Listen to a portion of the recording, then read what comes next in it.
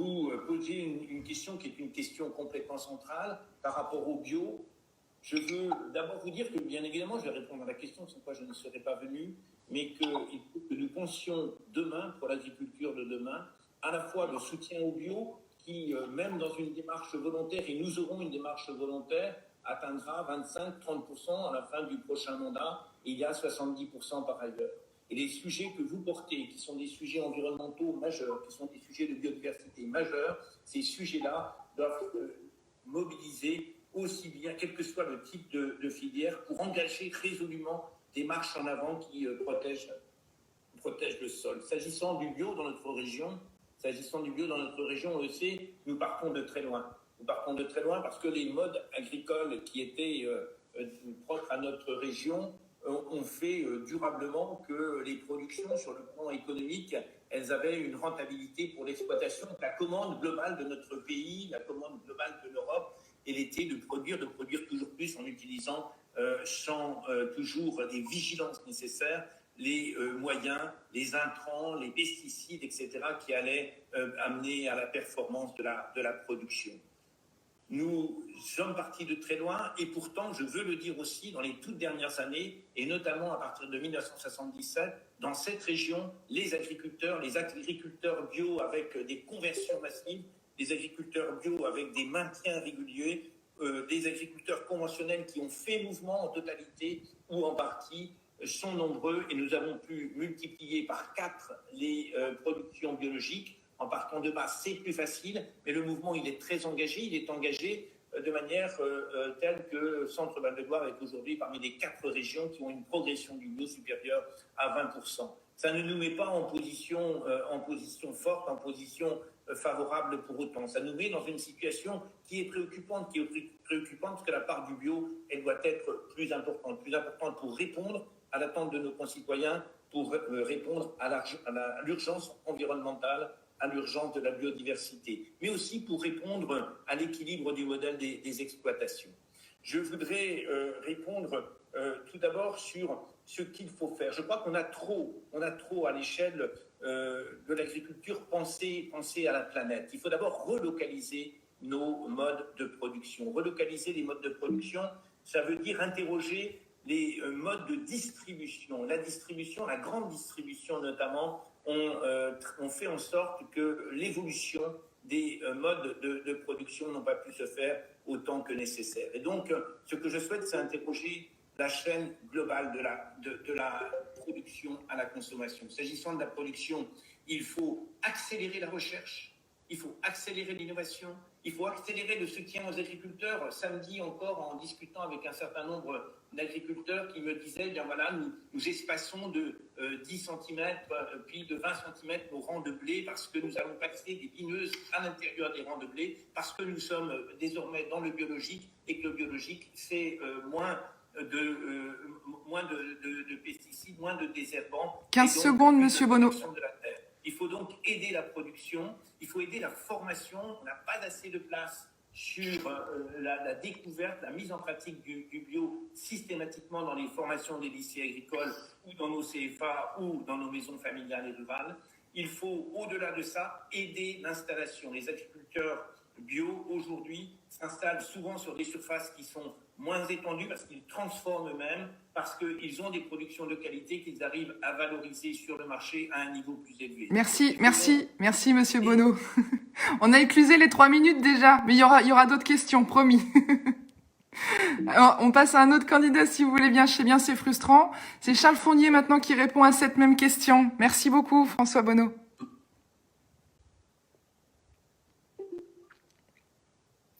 Compris que j'étais en 4e, mais je veux bien passer en 2e, il n'y a aucun problème. J'avais compris que c'était... Non ? Non, Charles Fournier, c'est à vous, on vous écoute. Très bien, merci, bonjour à toutes et tous. Alors, l'introduction a permis de poser les constats sur la situation à la fois de notre agriculture, mais plus largement la situation du climat, la situation de notre biodiversité, la question de l'eau, des sols, bref, tous ces sujets sont sur la table. Et donc, il est évidemment essentiel d'engager une transition écologique de l'agriculture et de tous les modèles agricoles, et pas simplement de l'agriculture biologique, mais l'ensemble des pratiques agricoles doivent s'orienter vers cette transition agroécologique. Et nous avons en région d'ailleurs la chance d'avoir une forme de mode d'emploi, puisque nous avons régionalisé un scénario AFTER 2050 qui nous dit à l'horizon 2050 ce qu'il serait possible d'engager dans notre région, ce que nous pourrions faire, les voies à explorer pour réussir cette transition agroécologique. Donc le scénario, nous l'avons évidemment, il peut faire débat, mais la question est bien de quelle manière et quel chemin concret nous allons emprunter, quels moyens nous allons pouvoir mobiliser pour réussir cette transition. Cette transition, elle est indispensable et dedans, l'agriculture biologique doit constituer le cap, doit constituer l'horizon que nous devons atteindre pour réussir cette transition écologique. Et nous, dans le projet que nous porterons pour la région, nous ferons de ce cap-là la règle du jeu, la perspective. Nous conditionnerons majoritairement les aides qui seront attribuées pour atteindre cette ambition d'une agriculture agroécologique, biologique, qui n'est pas simplement une filière, mais qui est bien une perspective en soi que nous devons défendre. Pour réussir ça, quelques propositions, en 3 minutes, on ne peut pas tout développer, mais quelques propositions qui peuvent permettre d'y arriver. Je crois que nous avons des instruments tout à fait intéressants dans notre région qui s'appellent les contrats d'appui aux filières, mais ils doivent être largement orientés justement vers cette transformation agroécologique, vers cette transformation vers l'agriculture biologique. Et nous pensons que 20% en début, puis progressivement monter jusqu'à la moitié, voire plus, de ces moyens-là doivent être affectés vers une agriculture agroécologique, vers la transformation des pratiques, vers l'agriculture biologique. Ça nous semble fondamental. Nous aurons aussi besoin, mais je le développerai dans les prochaines questions, d'un cap bio, d'un contrat d'appui à la bio pour voir la bio dans l'ensemble des filières et pas simplement l'isoler dans les débats à l'intérieur d'une filière, mais bien lui donner une perspective commune. Deuxième sujet qui nous paraît évidemment essentiel, c'est la question de l'eau. Ça a été évoqué. L'état des eaux dans notre région est catastrophique. Seuls 20% sont en état correct.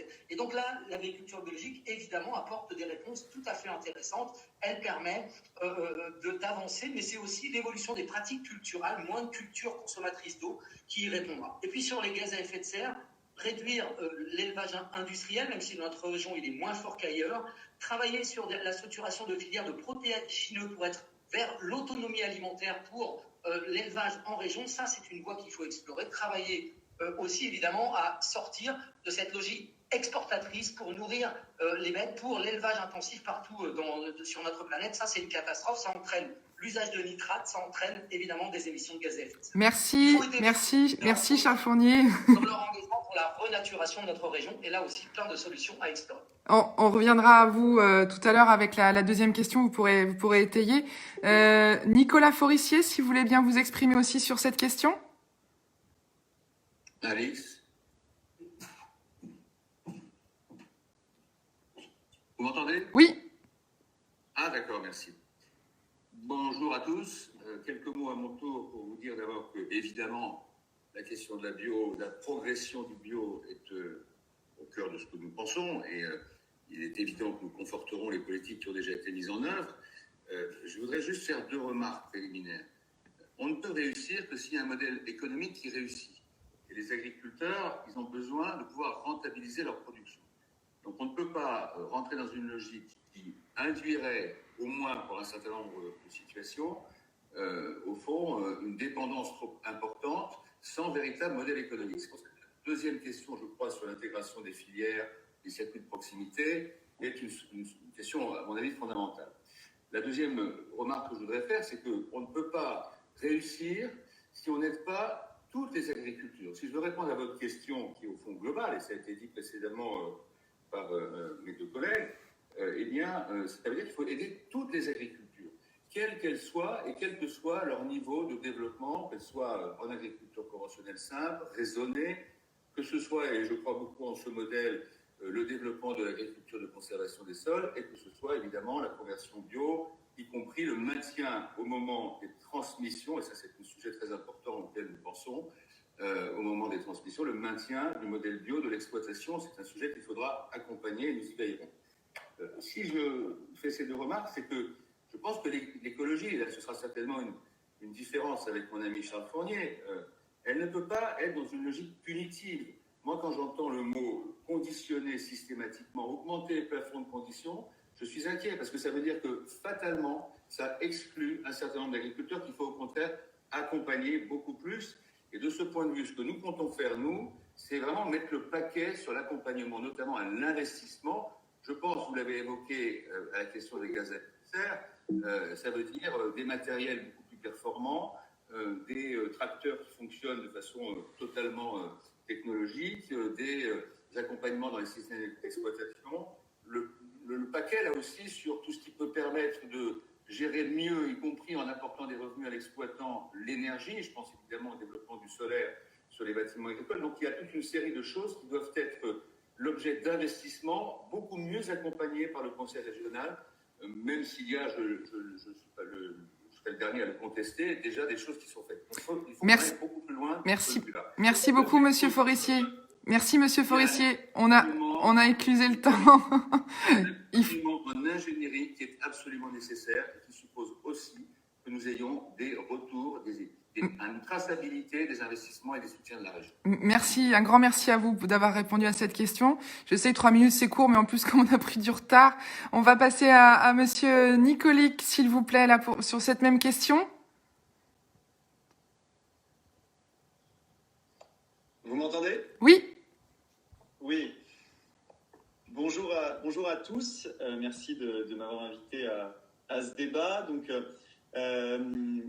évidemment, on soutient les efforts qui peuvent être faits pour réduire les gaz à effet de serre. Je rappelle juste quand même que la France a un des meilleurs ratios au monde de CO2 émis par richesse produite.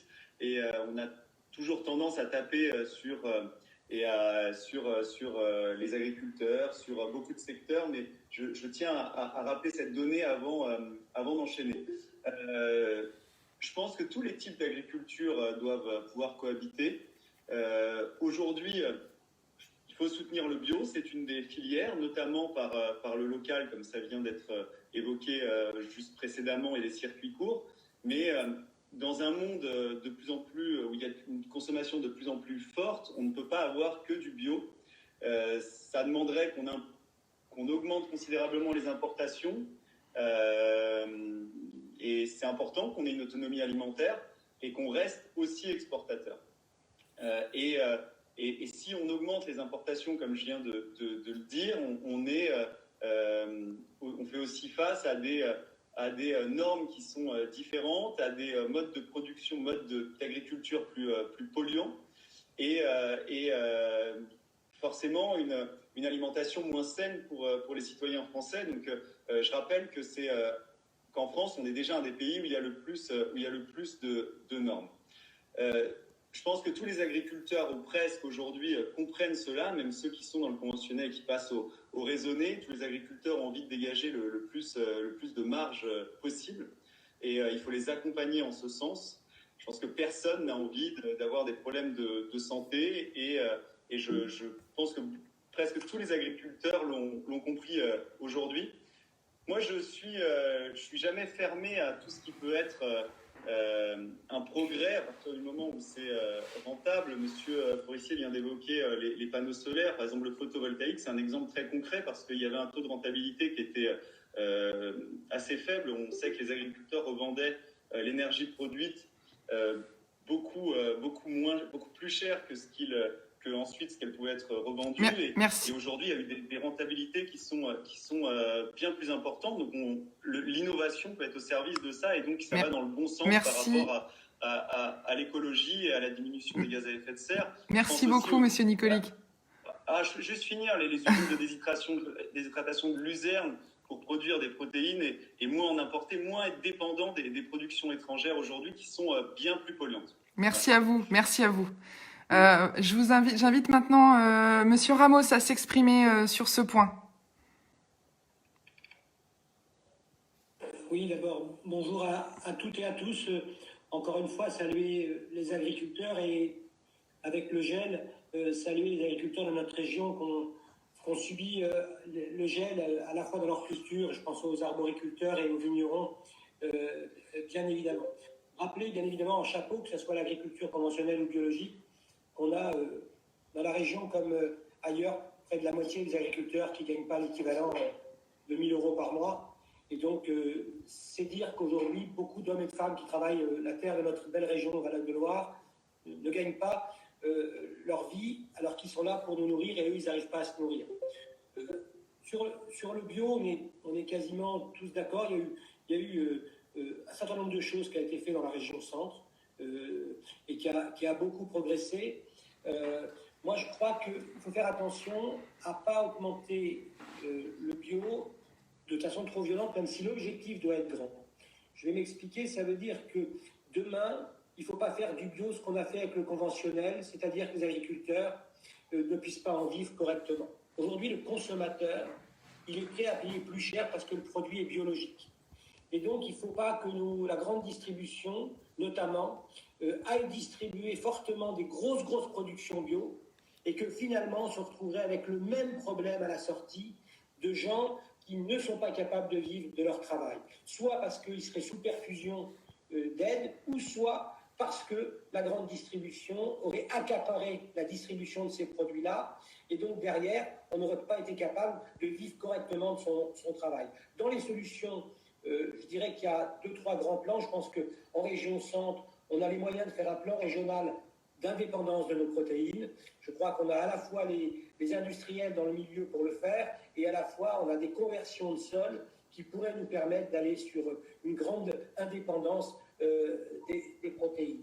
On a aussi sur le matériel un grand plan hydrogène agricole à mettre en place, bien évidemment. Et puis, on a encore trop de zones sur lesquelles agricole, on n'arrive pas à avoir la 5G. Et parce qu'on n'a pas la 5G, on est obligé de mettre plus d'entrants dans le sol.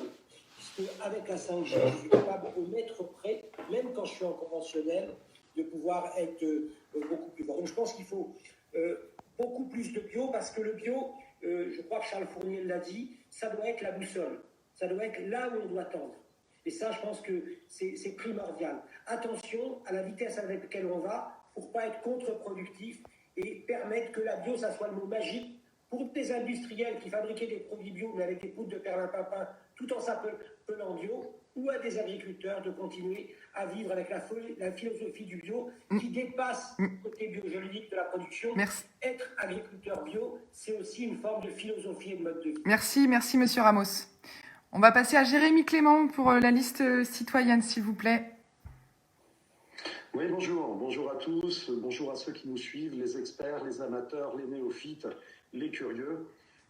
Écoutez, moi j'ai entendu pas mal de choses. Il y a des choses concrètes. Après, là où je m'aperçois sur les mesures concrètes, on joint énormément l'économie au bio, mais ça va dans le monde dans lequel on vit. Donc, moi je pense que la première chose, c'est la volonté politique.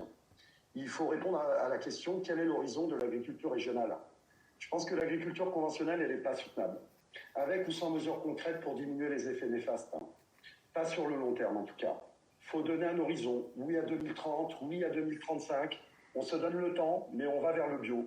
Pas vers le le HVE, donc, qui a vocation à être une transition et non un but. Pas vers l'agriculture raisonnée. Pas vers tous les faux-nés du maintien de l'agriculture conventionnelle. Juste le bio. Cela commence par faire une conférence de presse à 3, peut-être. La Chambre d'agriculture régionale, Biocentre et la région à 3, car pour avancer, faut être ensemble. On n'a pas le choix. Ce ne sera pas facile, mais c'est indispensable. On donne l'horizon et seulement après on parle des mesures concrètes. Car donner des mesures concrètes sans horizon, ça s'appelle des rustines. Or, dans l'agriculture, les rustines ne changent rien ni pour la santé, ni pour l'environnement, ni pour la qualité de l'alimentation. Je voudrais dire un mot aussi sur la santé, parce qu'on n'en a pas encore parlé. Tous les seuils sont des alibis administratifs. D'ailleurs, c'est la saga des taux de nitrate dans l'UE et la France qui n'ont même pas les mêmes. Le scandale que nous devons assumer collectivement, c'est que les seuils ont été établis en fonction du même protocole médical, une forte dose d'un coup. Or, l'indigestion des pesticides et des nitrates, c'est très peu tous les jours. C'est pourquoi l'expression de cobaye utilisée par les écologistes me va bien. Ma génération, quarantenaire, est une des premières à avoir absorbé depuis le sein de nos mères des produits chimiques tous les jours, sans discontinuer. Donc moi, je pose la question, quelle sera l'espérance de vie et encore plus, quelle sera l'espérance de vie en bonne santé de ma génération ? C'est pourquoi la volonté politique d'aller sur le bio doit être l'horizon de toute la politique agricole régionale. Un deuxième mot sur la santé, mais je vois que le temps arrive, donc je vais directement aller Sur la fin, c'est dans ce contexte qu'on peut enfin parler des mesures concrètes. Ce sont celles qui mènent vers la conversion bio, la formation, la certification de niveau 3 pour le HVE, dans sa dimension pédagogique, mais surtout de financer la conversion, en particulier cette année et l'année prochaine, pendant lesquelles la région a toutes les rênes. Il sera nécessaire, je pense, en 2022, d'innover dans le cadre des marges de manœuvre qui seront maintenues pour les régions dans le cadre du FEDER. Et s'il me reste un peu de temps, je peux rebondir un peu sur la santé. Il y a des études qui montrent les effets des pesticides sur la santé à long terme. Soit elles n'existent pas, soit elles sont complètement partiales. La région a les leviers pour orienter la recherche vers une information importante du public. Et je pense qu'il faudra aussi être capable de se tourner là-dessus. Merci. On ne passera pas vers la bio de manière globale sans un soutien de l'opinion publique, c'est évident. Merci à vous. Merci d'avoir répondu à cette question dans des temps très courts, on en convient, mais l'exercice est le même pour tout le monde. Je vais laisser le président Jean-François Vincent présenter la seconde question qui s'adressera d'ailleurs encore à vous dans le tirage au sort, monsieur Clément. Donc tenez-vous prêt pour la suite. Jean-François, si tu peux poser cette question, la replacer dans le contexte. Oui, donc cette deuxième question, elle parle de l'aspect économique et social. D'abord, on fait quelques constats sur l'aspect marché et emploi à l'aval. Le marché des produits bio a plus que doublé en 5 ans. Il est actuellement d'environ 13 milliards d'euros en 2020. Nous sommes le deuxième marché de l'Union européenne, derrière l'Allemagne. La France est devenue en 2019, donc en 2019 c'était le premier marché, elle a régressé en 2020. J'étais en avance sur ma question, sur mon constat. La demande de produits bio et locaux s'est encore renforcée en 2020 avec la crise sanitaire. Depuis 2014, les produits bio représentent la moitié de la progression du marché alimentaire auprès du ménage. La moitié de la progression du marché alimentaire, il faut en avoir conscience. Créatrice de valeur ajoutée sur les territoires, la distribution et la transformation des produits bio est aussi plus pourvoyeuse d'emplois. 200 000 emplois directs à l'heure actuelle, une progression de 10 à 15% par an. La bio est un des rares secteurs de l'agroalimentaire qui est en progression, en tout cas c'est le premier. La région Centre-Val de Loire est actuellement surtout productrice de non transformés, des grains bruts et de la viande maigre pour l'export. Les autres constats, ils sont sur l'emploi agricole. 60% des fermes seront à reprendre dans les 10 ans. Et la crise du Covid-19 va laisser un grand nombre de personnes sans emploi. En France, une ferme bio emploie 2,4 personnes au lieu de 1,5 pour une ferme conventionnelle. En région Centre, à taille égale, une ferme bio emploie 3 fois plus de main-d'œuvre. En France, 2/3 des installations ne sont pas aidées, n'ont pas de TJA. Et la majorité de celles-ci qui ne sont pas aidées se font en bio. On peut aussi remarquer que la surface moyenne d'installation en France est en diminution. Une part importante de ces installations bio se fait sur des petites surfaces en maraîchage, ce qui correspond aux indications de végétalisation de l'alimentation prônées par les instances de santé publique, comme celle de lutte contre le changement climatique. Mais ces installations sont limitées par les problèmes de disponibilité en eau, par exemple, auxquels les actuels projets de bassines ne répondent pas du tout. Voilà, ce sont quelques constats qui nous ont amenés à vous poser cette deuxième question. Pensez-vous que la bio peut être un outil de développement économique des territoires, incluant la production agricole, la transformation et la distribution agroalimentaire pour la consommation locale comme pour le marché national? Comment envisagez-vous d'accompagner le développement des filières bio locales? Ok, donc c'est pour moi, j'ai 3 minutes, c'est ça? C'est ça. Ok, très bien. Donc il y a 2 questions en une. Donc la première, ça concerne le développement économique local. Je dirais que l'agriculture conventionnelle a vidé les campagnes et a contribué à la désertification des territoires. Il faut dire les choses clairement. L'emploi dans le secteur agricole a été structurellement vidé depuis 3 générations d'agriculteurs. Donc il est peut-être temps de faire revenir l'emploi dans le secteur agricole. Oui, l'agriculture bio est pourvoyeuse d'emplois. Ça a été démontré depuis des années, jusqu'à 6 fois plus.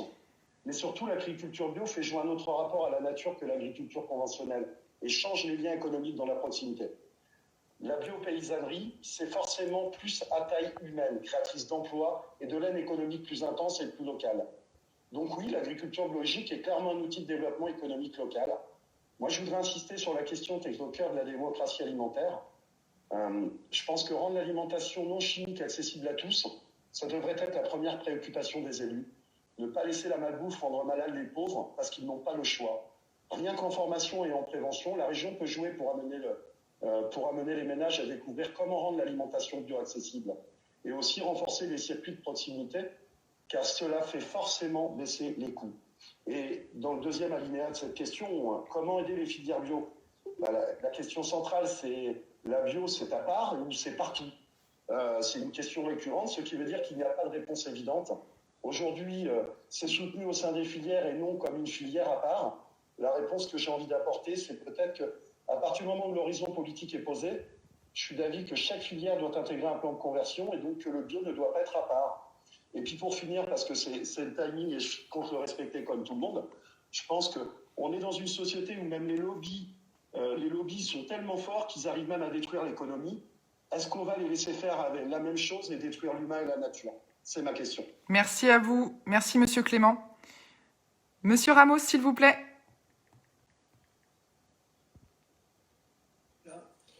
Oui, je pense que sur cette affaire entre le bio et l'économique, je pense que globalement, après-guerre, les paysans ont répondu à ce qu'on leur a demandé.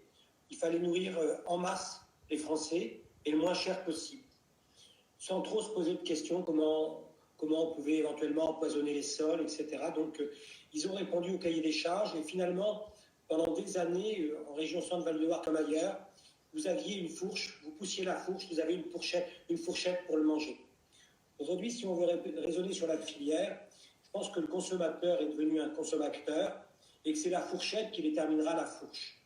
Et donc, ça veut dire que si on veut que nos producteurs vivent du bio, qui doit être l'objectif, on doit partir de l'ensemble de la chaîne, c'est-à-dire celui qui produit, une fois que j'ai produit, celui qui le transporte le produit, celui qui le transforme, celui qui le retransporte, et celui qui le distribue et celui qui le consomme. C'est-à-dire que le plan sur la région centre, qui doit être le nôtre, ça doit être celui d'une vision globale, et d'une vision qui part de quoi? De nos citoyens et de la demande citoyenne. Et la demande citoyenne, elle est à plus de naturalité. Alors attention, le bio, c'est pas toujours la panacée. Vous avez, on a mené quelques-uns d'entre nous des combats sur le sel nitrité dans le jambon.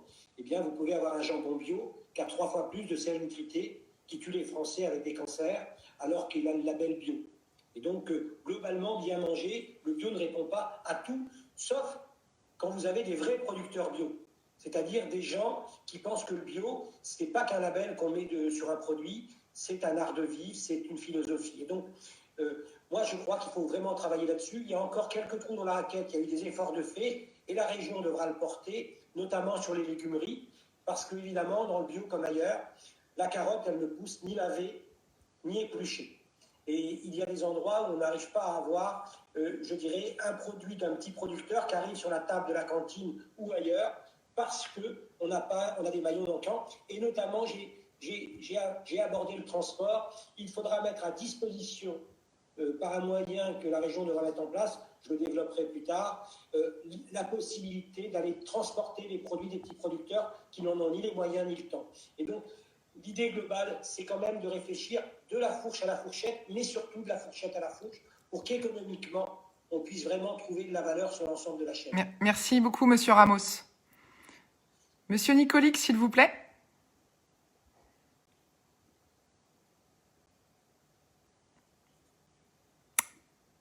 Monsieur Nicolic, vous êtes toujours avec nous?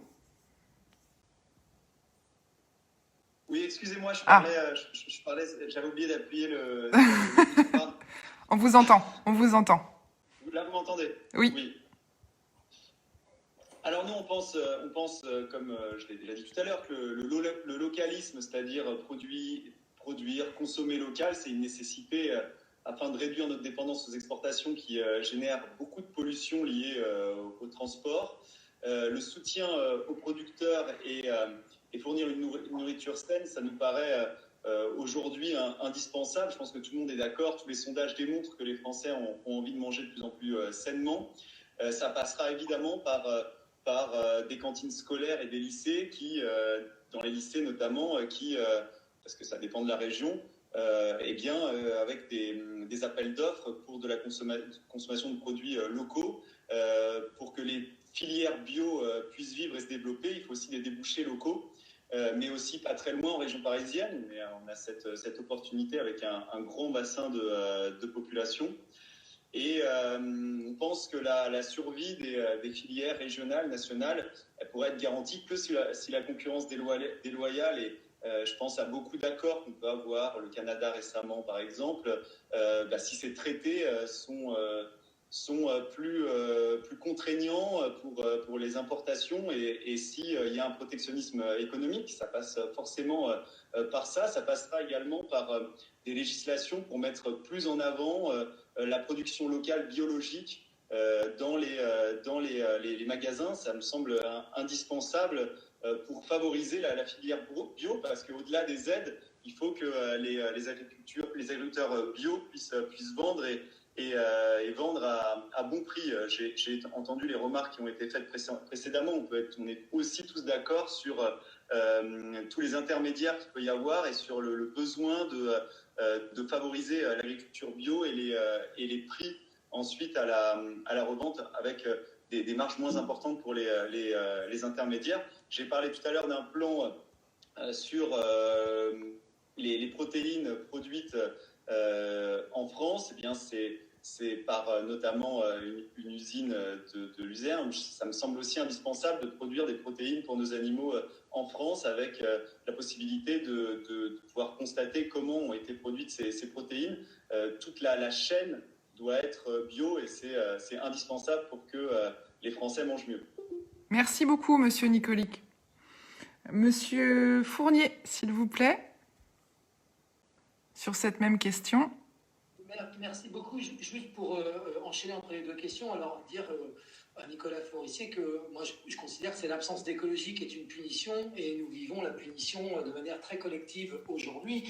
Et donc simplement, quand j'évoque un cap vers la bio, il s'agit d'entraîner tout le monde vers une agriculture qui produit de l'alimentation saine, qualitative, une agriculture qui produit des emplois, une agriculture qui produit de l'économie dont la valeur ajoutée reste dans les territoires. Parce que c'est ça l'enjeu aussi, c'est que cette économie soit une économie qui nourrisse aussi nos territoires et pas une économie dont les longues chaînes finalement font que la valeur ajoutée est inéquitablement répartie. Il faut donc agir sur la demande et agir sur l'offre. Sur la demande, évidemment, nous avons un levier extrêmement important qui est la restauration collective et la restauration scolaire, et les lycées en particulier. Si nous respectons la loi Egalim, 20% de bio dans la cantine, c'est un moyen de tirer cette économie du bio dans nos territoires, et il faut là-dessus s'engager à tenir au minimum ces 20%, mais si possible aller plus loin, mais en ayant la vérité des chiffres. Ça, c'est extrêmement important. Il faut un observatoire précis pour être capable de dire ce qui en est. Deuxième élément, il faut organiser évidemment le lien entre ceux qui utilisent cette production et les producteurs. C'est l'exemple de Cagettes et Fourchettes dans l'Indre, par exemple, qui facilite la liaison entre les cuisiniers et les producteurs. Je ne peux pas développer, mais il faut soutenir ces modèles-là. Le troisième piste, c'est soutenir des démarches comme Territoire Bio Engagé, qui est justement une approche locale de la restauration collective inscrite vers le bio et intégrant le bio. Et puis, il faut aussi des mesures sociales pour soutenir la demande. Il faut aider, par exemple, les 10 000 jeunes précaires de notre région à accéder à une alimentation de qualité. Et là, nous ferons des propositions extrêmement concrètes pour aider directement cet accès pour les jeunes. Il faut soutenir l'offre. Et là-dessus, nous avons évidemment beaucoup à faire sur la structuration des filières. Nous en avons parlé, les filières de légumineuses, par exemple, en regardant ce que nous dit le plan nutrition national, en regardant l'évolution de notre régime alimentaire, il faut accompagner les transformations de ces filières. Mais il faut aussi travailler sur le soutien aux petites fermes. Et nous proposons un cap pour soutenir les petites fermes périurbaines, le maraîchage, les aider pour qu'elles puissent évidemment s'inscrire dans cette économie locale. Et troisième élément, et ça a été évoqué, il nous faut un contrat d'appui à la transformation. Nous avons besoin d'outils de transformation de légumeries, nous avons besoin d'abattoirs, nous avons besoin de trieuses de grains, nous avons besoin de beaucoup d'outils pour que nous soyons inscrits dans des circuits courts, sinon c'est évidemment une théorie. Et pour terminer, entre offre et demande, nous avons besoin d'intermédiaires, de mettre en lien cette offre et cette demande. Il nous semble qu'il faut développer dans toute la région des projets alimentaires de territoire. C'est déjà commencé, mais il faut le faire partout. Il faut soutenir des magasins de producteurs, il faut soutenir des outils comme les AMAP, bref, plein de solutions pour que offre et demande s'inscrivent dans une proximité et que la bio trouve toute sa place, tous ses débouchés pour être un des éléments économiques de nos territoires. Merci Charles Fournier. On va laisser la parole maintenant à Nicolas Forissier sur cette question pour les Républicains. Merci. Quelques mots d'abord. Charles Fournier, je n'ai pas parlé au hasard. Je suis d'accord, il faut des objectifs, mais ce qu'il faut, c'est un accompagnement et pas des contraintes, pas de la surtransposition en particulier des normes européennes, etc. Je pense qu'il faut être dans une écologie positive. Et je suis certain que vous nous rejoindrez sur cette idée. Deuxième point, l'agriculture biologique, c'est une agriculture de pointe. Et donc, elle a besoin d'être vraiment accompagnée, je l'ai dit tout à l'heure, je le reprends, en matière d'ingénierie. Je crois que c'est absolument essentiel. Il y a l'investissement, le soutien plus important à l'investissement pour toutes les agricultures, mais il y a aussi une ingénierie qui doit être renforcée pour accompagner les agricultures, soit dans leur transition, soit dans le maintien et le développement de leur technologie en matière d'agriculture biologique. C'est une agriculture, pour moi, qui est une agriculture de pointe, qui doit être soutenue dans cet esprit. Troisième remarque, oui, c'est un enjeu économique, mais il ne faut pas qu'on le voit là aussi avec un rétroviseur. Je ne dis personne en disant ça, mais parfois dans les débats, ce qu'on entend dans les médias, on a un peu l'impression que l'agriculture biologique, c'était une agriculture qui nous ramènerait à autrefois. Je pense au contraire qu'elle est une agriculture non seulement de pointe, mais d'avenir, si on sait la soutenir en structurant les filières, y compris, et ça a été dit, moi je suis parfaitement d'accord, sur les questions de transformation en produits alimentaires. Et moi j'ose parler d'agriculture, d'agriculture biologique qui va vers l'industrie biologique. Si cela se traduit en emploi et en développement dans nos territoires, c'est très bien. Je voudrais aussi rappeler que nous avons en fait un vrai défi devant nous, ça n'a pas été évoqué, qui est le défi démographique. Il va falloir nourrir 3 milliards d'habitants de plus sur la planète, 10 millions de plus en France d'ici 2025. Et on pourrait faire la démultiplication à l'échelle européenne. Ça veut dire que moi je pense que cette agriculture biologique, si on sait l'accompagner par l'investissement, par l'ingénierie, par un cap bio, je suis à fond d'accord là-dessus, de façon à pouvoir renforcer encore les outils. Elle peut être, cette agriculture, notamment pour la région Centre-Val de Loire, qui a un énorme potentiel, elle peut être aussi une agriculture d'exportation. Nous avons pas seulement des niches, mais même de vastes marchés qui sont dans le monde potentiellement intéressés par des produits transformés issus de l'agriculture biologique française. Et ça aussi, ça doit être, à mon avis, le rôle de la région que d'impulser. Et je voudrais juste rajouter un élément important, je ne sais pas si j'ai encore le temps, mais tout ça doit se construire avec les représentants de la démocratie agricole, les chambres d'agriculture au premier chef, qui représentent dans leur diversité les différentes tendances de l'agriculture. Et si on sait travailler mieux avec les chambres d'agriculture, nul doute que ça permettra à cette démocratie agricole de progresser elle aussi. Donc voilà, c'est difficile de parler de ces sujets en peu de temps. En 3 minutes. Il y a un sujet dont Monsieur Forissier, on en parle juste après si vous voulez bien. Notamment pour les bio qui ont de gros problèmes en matière d'accès à l'eau, qui ont plus peut-être besoin que d'autres, notamment en maraîchage. On va peut-être en parler juste après. Que nous ferons. Je vais laisser la parole à François Bonneau pour le Parti socialiste pour s'exprimer sur cette question.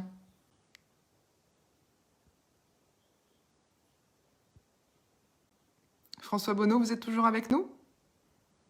Voilà, les machines sont réglées. Ah, voilà. La question de savoir si le bio peut être un outil de développement économique sur les territoires. Oui, à l'évidence. Aujourd'hui, ce qu'il est difficilement, c'est une agriculture conventionnelle qui serait immobile, puisque la seule manière de tenter de s'en sortir pour nos agriculteurs conventionnels serait alors d'étendre toujours plus leurs exploitations pour tenter de rattraper, je ne sais pas, l'Ukraine ou d'autres régions de production. Et on sait que c'est le contraire de l'agriculture française, que c'est le contraire de l'aménagement du territoire rural, etc. Inversement, tout ce qui remet véritablement sur les territoires des femmes et des hommes qui, par le travail de la terre, par l'élevage, par des diversités de production, vont trouver la possibilité d'animer la ruralité, est un modèle économique. Et je pense vraiment que l'agriculture bio est un modèle économique à part entière. On a parlé tout à l'heure du prix. Je ne suis pas complètement d'accord avec je ne suis pas d'accord avec ce que disait Richard Ramos tout à l'heure. Je pense qu'il ne faut pas accepter que le bio soit un produit, une filière réservée à une partie de la population qui serait socialement capable d'acquérir des produits de cette nature. Il faut que nous veillions à l'égalité, y compris dans l'accès au bio. Mais quand même, regardons ce qui se passe pour la restauration collective en France. Nous avons 30% de la matière qui va aux déchets. Eh bien, si nous parvenons à responsabiliser les consommateurs, les jeunes, dans la restauration collective, dans la restauration individuelle, si nous parvenons à responsabiliser les consommateurs, et c'est tout un travail pédagogique, alors on peut pour une dépense équivalente, leur permettre d'acheter 10%, 15% plus cher, d'avoir un produit bio, un produit de qualité. D'autre part, c'est une filière économique parce que souvent le bio, ça va avec la transformation. Ça va avec la transformation. Donc, quand je vois sur notre territoire, sur des petites villes, sur des villes moyennes, sur les marchés, quand je vois ces transformateurs qui travaillent avec le bio, parfois les producteurs qui sont eux-mêmes les transformateurs, et qui trouvent là une valorisation de leurs produits, qui rencontrent assez facilement aujourd'hui leur clientèle, je me dis que tout ça refait système, relocalise, il s'agit d'une relocalisation. Certes, on ne fera pas tout par la relocalisation, mais on a tout fait par la mondialisation, alors inversons les tendances, faisons en sorte que nous ayons, là où il y avait systématiquement de la mondialisation, une relocalisation avec production, transformation. Actuellement, nous venons de réassurer la modernisation, de remettre en place la modernisation de tous nos abattoirs. C'est un message très très fort. Tous les abattoirs en région, et Nicolas Forissier en sait quelque chose, il est concerné au niveau de sa ville. Il faut que nous fassions la même chose pour les légumeries. Il faut que nous aidions la transformation et nous ayons un vrai modèle local. Merci beaucoup François Bonneau d'avoir répondu à cette seconde question. On a une troisième question maintenant. Jean-François, est-ce que tu veux bien nous la présenter, s'il te plaît? Jean-François Vincent, président de Biocentre. Oui. Alors, la troisième question, elle porte sur santé publique et soutien public. Si la première motivation du soutien public à l'agriculture a toujours été de maintenir des prix relativement bas pour l'alimentation des citoyens, il doit aussi tenir compte maintenant des nouvelles connaissances sur le rapport entre alimentation et santé. Et si nous nous penchons sur les dernières données en termes de santé publique, pour ce qui est des expositions professionnelles, la dangerosité des pesticides est connue depuis longtemps et l'étude de l'Agrican de la MSA, comme celle de l'INSERM de 2013, ont confirmé le lien entre pesticides et lymphome, myélome, maladie de Parkinson ou cancer de la prostate. À ce sujet, il faut remarquer que les deux cancers les plus fréquents en France sont des cancers hormonodépendants, cancer de la prostate chez les hommes et cancer du sein chez la femme, donc liés aux perturbateurs endocriniens, dont font partie 67% des pesticides utilisés en agriculture, mais qui sont aussi généralisés dans notre environnement bien au-delà de l'agriculture. Mais ce qui est peut-être plus important, c'est l'effet des pesticides dans l'alimentation, donc à des niveaux de contamination réglementaires et qui commencent à être mieux connus. L'étude Bionutrinet Santé de l'INSERM et de l'INRA, démarrée en 2014 sur 28 000 sujets, a montré en 2020 que les mangeurs d'aliments bio présentaient moins de risques de maladie. 23% de risque en moins de développer une obésité, 35% de risque en moins de développer un diabète de type 2, 25% de cancer en moins pour les lymphomes, 76% en moins, 43% de risque de cancer du sein en moins chez les femmes ménopausées. Bien sûr, il y a là une corrélation et non un lien de cause à effet. Mais on commence à avoir un faisceau de présomption qui doit emporter la conviction de nos dirigeants. C'est d'ailleurs la raison pour laquelle le PNNS, donc le PNNS, c'est le Programme National Nutrition Santé 2019-2023 de Santé Publique France, conseille d'augmenter notre consommation de fruits, légumes, céréales et légumineuses, et il explicitement de préférence cultivée en bio. La Commission européenne en a aussi tiré les conclusions qu'on peut en attendre en publiant sa stratégie de la ferme à la table, qui doit être traduite dans les applications nationales de la PAC. J'en arrive donc aux politiques de soutien public qui seules peuvent permettre de réorienter rapidement la production. Ce que nous voulons effectivement, nous, ce n'est pas effectivement opposer les agricultures, c'est amener toute l'agriculture française vers une agriculture conforme à l'agroécologie. Donc en premier lieu la PAC, qui a modélé notre agriculture depuis 50 ans et qui représente 60% de l'argent public accordé au secteur agricole, soit en gros 10 milliards d'euros par an en France. Globalement, le revenu des agriculteurs, c'est l'argent de la PAC. Bien sûr, la PAC relève essentiellement de l'État, mais vous pouvez influer sur ces décisions à travers les enveloppes que vous aurez à gérer ou par rapport aux moyens de pression que vous pouvez exercer sur l'État à travers la région de France, par exemple.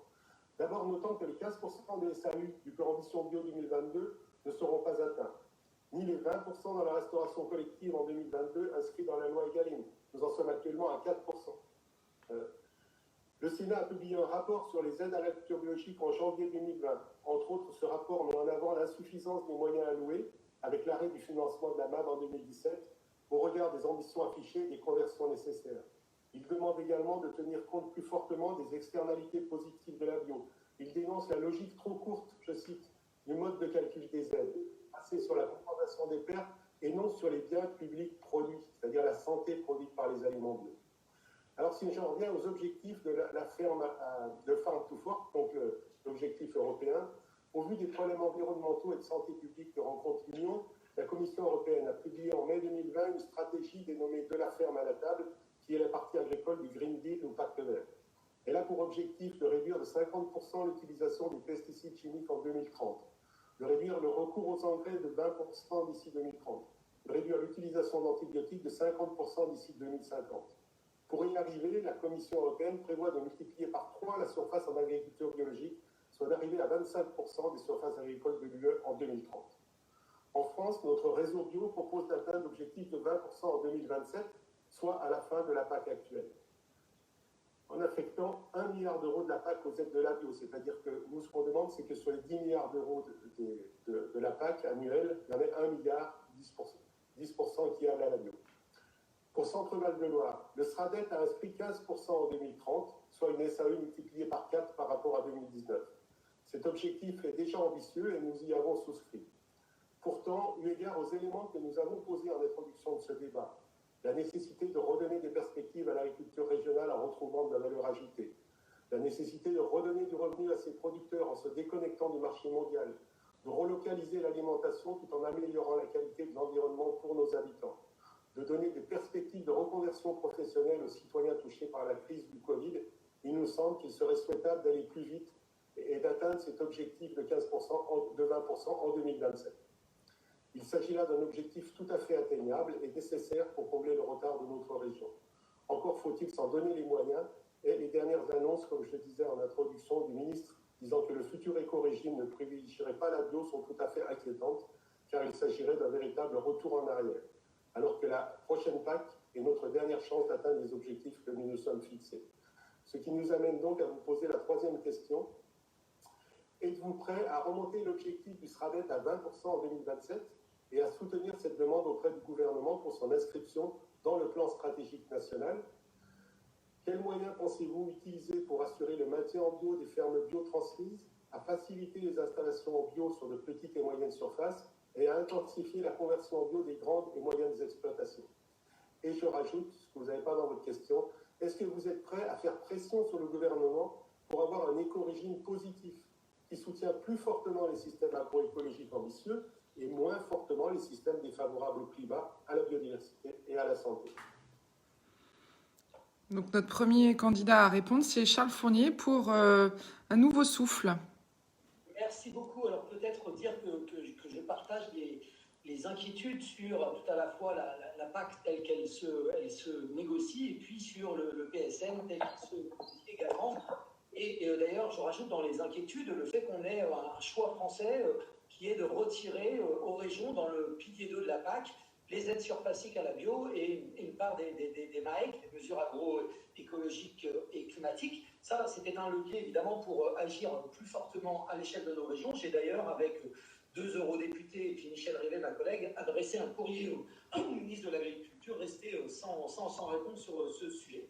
Alors oui, moi je suis tout à fait prêt à relever l'objectif parce que nous voyons bien que les en même temps nous ont conduit à ne pas progresser suffisamment et à être aujourd'hui l'avant-dernière région en surface agricole utile en bio. Même si les efforts existent, il nous faudra aller plus loin, plus vite. Et malheureusement, je crois que sur de nombreux domaines, c'est la situation dans laquelle nous nous trouvons. Donc il faudra amplifier l'effort et aller beaucoup plus loin. Alors dans les moyens pour le faire, évidemment, en dehors de ceux que l'État devra mobiliser, oui, nous sommes prêts à mettre la pression sur l'État pour que nous allions dans ce sens-là. J'ai parlé tout à l'heure de la création d'un CAP bio qui, je crois, est un outil pour aider notamment les grandes cultures vers la conversion parce que nous avons pris beaucoup de retard de ce point de vue et évidemment, cette conversion des grandes cultures est un enjeu extrêmement important. Donc, il nous faut pouvoir avancer. Ce CAP bio permettrait d'être un accélérateur. Il nous faut travailler évidemment aussi sur l'installation, la transmission, sujet majeur, la question du foncier. On n'aura pas le temps, ça nous prendra une soirée de discuter sur ces sujets. Mais il faut le dire, nous pourrions travailler par exemple sur une majoration plus forte de la dotation aux jeunes agriculteurs pour la bio, pour l'agroécologie, en tout cas que le différentiel soit plus grand. Nous aurions des pistes à explorer de ce côté. Nous pouvons travailler aussi sur de nouveaux modèles de transmission, d'installation, et notamment les coopératives, comme vous avez à Belêtre, dans l'Indre-et-Loire, une coopérative, une mise en commun finalement de l'accès à la terre. C'est une solution démocratique, c'est une solution aussi pour faciliter cette installation. Il nous faut traiter du sujet du foncier plus largement. L'artificialisation, évidemment, est un enjeu majeur, mais aussi l'accès à la terre, la réservation de la terre, le portage de ce foncier. Et nous proposerons la création d'un outil régional pour accompagner, justement, en travaillant avec les SAFER, en travaillant avec Terre de Liens, en travaillant avec tous les outils nécessaires, un outil financier pour permettre cet accès à la terre tellement fondamental pour que nous ayons une agriculture bio. Et puis pour l'agriculture, d'une façon générale, nous voyons bien les enjeux autour de cela. Alors je le dis, toutes ces conditions à réunir, elles ne seront possibles qu'en exigeant aussi auprès de l'État que nous ayons plus de capacités, plus de moyens, plus d'autonomie pour accompagner ces changements. Ça se passe dans les territoires. La région est une bonne échelle pour réussir ces transformations, pour entraîner dans ces démarches volontaires l'ensemble des agriculteurs. C'est ça que nous ferons une fois en responsabilité dans cette région. Merci beaucoup, Charles Fournier. On va poser cette même question à François Bonneau pour le Parti socialiste.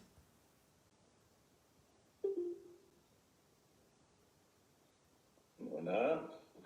Oui, que faire à l'horizon 2027? D'abord, il faut absolument tenir très fort les engagements qui sont pris. Nous les avons inscrits dans le SRADET et nous devons à la fois atteindre les objectifs que nous nous sommes donnés et faire le maximum pour les dépasser, c'est-à-dire pour être au minimum dans les moyennes nationales, et les objectifs de 20% me semblent totalement atteignables. Il faut le faire à la fois avec ceux qui sont bio aujourd'hui, mais ils sont minoritaires par rapport à cet objectif, et il faut le faire en travaillant avec ceux qui ne sont pas bio, et parmi lesquels, on le voit avec les conversions, que ce soit dans les petites exploitations, que ce soit dans les grandes exploitations, les exploitations moyennes. Il y a aujourd'hui des questions qui sont posées, des disponibilités qui sont tout à fait mises en œuvre. Il faut travailler à la fois avec les outils du bio, Terre de Liens, etc. Mais il faut travailler aussi avec les chambres d'agriculture et avec les jeunes qui s'engagent en agriculture. Ça me paraît évident qu'au moment de l'installation, beaucoup se joue. Et donc, nous allons travailler pour l'installation sur des structures bio, l'installation, je pense notamment au maraîchage dans la proximité des zones urbaines. C'est très important d'avoir autour de ces zones urbaines des espaces qui soient des espaces protégés. On peut aussi faire du circuit court, à la fois collectif et individuel. Il faut les projets alimentaires territoriaux sur tous les territoires, parce que c'est ça qui garantira ce revenu pour nos agriculteurs. Et puis, moi, je regrette très, très fort, mais vraiment, je regrette très fort que sur cet aspect du bio, il y ait un recul de la décentralisation. Je pense que les régions, les collectivités territoriales, quand on parle de produits locaux, étaient très bien situées pour mettre en œuvre notamment les politiques européennes en soutien au bio. Alors, là où il n'y a pas d'intervention surfacique, là où il y a des interventions ponctuelles, nous serons complètement aux côtés de ces agriculteurs, de ces jeunes qui s'installent, sur l'aspect du foncier, sur l'aspect des outils, beaucoup de mécanisations différentes. Il faut absolument les accompagner sur le plan de la structuration de la filière, sur le plan de l'augmentation dans la restauration collective, mais aussi la restauration de tous les jours. Je veux dire ça dans cette région, qui est une superbe région de la gastronomie. On a aujourd'hui des restaurateurs qui sont des gens merveilleux, qui nouent des liens, et de plus en plus maîtres restaurateurs, etc., partout sur le territoire, qui nouent des liens avec les agriculteurs locaux, qui font du local et qui font du bio. Et ça aussi, c'est d'une certaine manière un exemple qui sera à donner. Et puis il faut, et la région le fera, il faut que nous nous engagions dans la valorisation de l'image du bio, dans la valorisation de cette chaîne du bio, dans la valorisation de son impact sanitaire, dans la valorisation de son impact sur l'environnement. Les jeunes sont aujourd'hui extrêmement sensibles à ces dimensions-là. Il faut que nous sachions, par l'image, par la démonstration, par la pédagogie, les accompagner à construire véritablement des démarches responsables. Je observe juste une chose, c'est que dans cette période de crise, quand vous discutez avec les marchands forains sur les marchés, avec les producteurs qui viennent sur les marchés, etc., ils vous disent quoi? Ils vous disent qu'ils voient une nouvelle population, une population de jeunes qui retrouvent le marché et qui cherchent des produits locaux, qui cherchent des produits bio. Donc il y a des caps qui sont pris, il faut absolument que nous leur donnions dans le cadre du prochain mandat une vraie robustesse, une vraie image, et que notre région ait une image. Merci François Bonneau. On va donner la parole à Jérémy Clément pour démocratie écologique. Oui, pareil, cette question elle est détaillée en 3 points. Je finirai pour le plus sympa. On vous voit pas, Monsieur Clément, par contre. On vous voit plus à la caméra. Ah, attendez, je vais régler ça. C'est bon? C'est parfait. Allez, c'est parfait. Pour répondre à cette question en 3 volets, je vais essayer d'être le plus court possible. L'ambition du SRADET, oui, est atteignable. Et bien sûr, avec l'inscription sur le plan stratégique national, même si mon espoir sur les capacités de l'État à faire évoluer le système productiviste est très limité. Je ne vous le cache pas, il n'y aurait pas de liste citoyenne sinon régionale, vous en doutez. Mais ce qu'il faut retenir, c'est que cet objectif n'est pas atteignable de manière administrative seulement. Il ne s'agit pas seulement de comptabiliser des projets de conversion, mais de les susciter, les accompagner dans une démarche de dentelière. Et c'est l'enjeu d'une collectivité comme la région, pouvoir être à la fois stratège et au plus près des territoires. Il s'agit aussi notamment d'accompagner les circuits de proximité. On en a beaucoup parlé, on est plusieurs à l'avoir évoqué, les circuits courts, pour qu'ils se multiplient et se stabilisent dans la durée. Enfin bref, qu'ils rentrent dans des habitudes. Effectivement, il y a un travail de communication à faire qui est énorme, mais il y a aussi un gros travail d'accompagnement. Pour ma part, je suis assez confiant sur les issues en termes de débouchés sur l'agriculture bio, car la demande est bien supérieure à l'offre nationale, et ainsi que le développement local, il est favorable. En revanche, il est indispensable de rendre le bio accessible à la fois culturellement et financièrement. Pour l'alinéa 2 de cette question, la question du foncier, je n'ai pas été le seul à l'évoquer, Monsieur Fournier en a parlé aussi, c'est très long, et donc je vais essayer de faire court. Il n'y aura pas de conversion bio sans un redécoupage des parcelles. C'est un peu rapide ce que je dis, mais les méga-exploitations sont le résultat direct d'une politique économique de la croissance. Il y a un moment où ça devient n'importe quoi. Redécouper et déjà arrêter de grossir les plus gros, c'est une politique très fine car personne n'est responsable entièrement. Dans les exemples que je vais citer, on en a entendu aussi parler, il y a les EPCI, les communes, et indirectement ou via le SRADET, la région, et les associations qui ont pu être citées comme Terre de Liens, la SAFER, mais peut-être aussi qu'on pourrait tendre ça aux acteurs, aux consommateurs. On est dans une société où on surconsomme en permanence, où même nos exploitations agricoles sur la région et sur tout le territoire, il y a encore des déchets, il y a encore des choses qu'on jette. Peut-être qu'il y a un accompagnement à faire au niveau de la région pour ça. Et puis, sur cette question-là, je pense que les établissements publics fonciers de la région doivent pouvoir travailler dans ce sens. Cela demande de collaborer avec les départements, mais aussi en la matière renoncer, c'est régresser. Donc, oui, la question foncière est épineuse, mais indispensable. Donc, ça passe par une solution collective, ou alors, va falloir que quand on sera tous élus, on trouve les solutions ensemble. En ce qui concerne, c'est la fin, donc je vais aller assez vite. On a une agriculture française qui est complètement dépendante des fonds européens, alors que normalement la nature devrait être au minimum définanciarisée, ce qui n'est pas le cas. Le bio, c'est pas une option de plus, mais l'option nécessaire. Les sels, l'eau, c'est tout un modèle à changer. Et puis j'étais un peu en désaccord avec M. Nicolic, M. Forissier et M. Ramos sur le fait qu'il n'y aura pas de place pour toute l'agriculture. Il va falloir qu'on choisisse, parce que de toute façon, l'argent public, il n'est pas extensible. Donc, je finirai par dire, parce que je veux respecter mon temps absolument pour montrer du respect à tout le monde, que pour nous, les citoyens, la fin du monde ou la fin du mois, c'est le même combat. Donc, tout est lié. Tout ce qui respire, la nature et l'humain doivent être au cœur des priorités. Et c'est pour ça qu'en tant que citoyen, et croyez-moi, on est nombreux, on s'y engage pour le bien de tous. Voilà, je vous remercie de m'avoir écouté. Merci à vous. On va laisser la parole à Nicolas Forissier pour les Républicains, s'il vous plaît.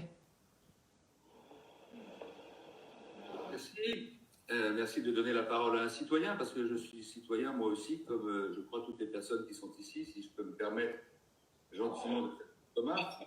Je voudrais d'abord dire sur la question des mesures qui sont en fait des fuites, ou plus ou moins des annonces non officielles ou non confirmées, puisque le plan stratégique national il va être rendu au mois de juin par le ministre.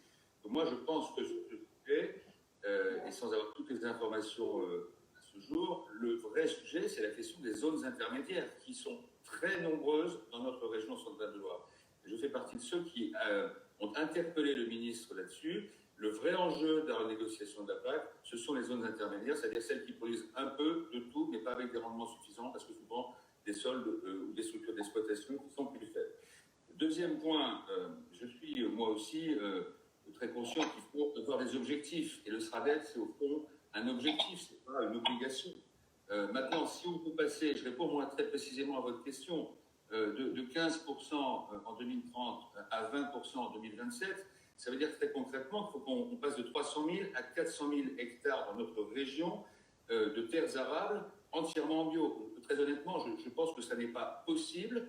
On peut toujours fixer des objectifs, mais je pense qu'il faut rester réaliste. Et donc, moi, je ne suis pas pour revoir ce chiffre dans le SRADET. Si on peut faire mieux que les 300 000 hectares qui sont inscrits en 2030, pour l'instant dans le SRADET, tant mieux. Mais soyons déjà capables de remplir cet objectif.